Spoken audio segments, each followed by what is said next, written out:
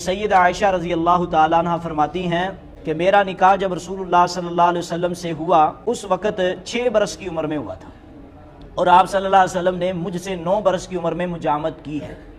تو یہ اعتراض بعض منکرین حدیث نے رسول اللہ صلی اللہ علیہ وسلم پر کیا ہے۔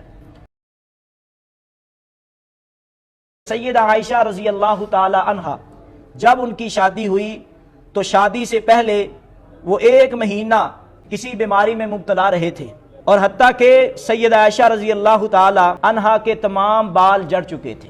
نبی صلی اللہ علیہ وسلم 30 مردوں جتنی طاقت رکھتے ہیں، تو ہماری عقل نہیں مانتی ایک بچی کی عمر بھی 9 سال ہو، اور پھر وہ رہی بھی 1 مہینہ پہلے بیمار ہو، اور پھر رسول اللہ صلی اللہ علیہ وسلم کے ساتھ شادی کا معاملہ، یعنی کہ اعتراض کی نوعیت صرف یہ ہے کہ عمر کم ہے اور نابالغ ہے۔ اس بات کا جواب یہ دینا چاہتے ہیں، عرب کی جو آب و ہوا تھی وہاں بچیاں جلدی جوان ہو جایا کرتی تھی، اور وہاں بچے بھی جلدی جوان ہوتے تھے، اور کوئی پاکستان میں رہ کے یا کسی ٹھنڈے علاقے میں رہ کے قیاس کرتا پھرے کہ 9 سال کی بچی کی شادی رسول اللہ کی 54 سالہ عمر میں ہو رہی ہے، یہ زیادتی ہے۔ عبداللہ بن عمر اپنے باپ سے عمر بن عاص سے صرف 11 سال چھوٹے تھے، یہ تو رسول اللہ صلی اللہ علیہ وسلم ہے۔ مختلف علاقوں کی مختلف آب و ہوا ہوتی ہے۔ شام بن عروہ نے جب فاطمہ بنت منذر سے شادی کی، ان کی جب شادی کے وقت عمر تھی تو 9 سال تھی۔ یہ عرب کی عورتوں کا ذکر کر رہا ہوں۔ اللہ بن صالح کہتے ہیں کہ پڑوس میں ایک عورت تھی کی عمر صرف 9 سال میں ہی حاملہ ہو چکی تھی، اور ان کی بیٹی 10 سال کی عمر میں حاملہ ہوئی۔ حضرت معاویہ نے اپنی بیٹی ہندہ کی شادی بھی 9 سال کی عمر میں عبداللہ بن عامر بن قریظ سے کروائی۔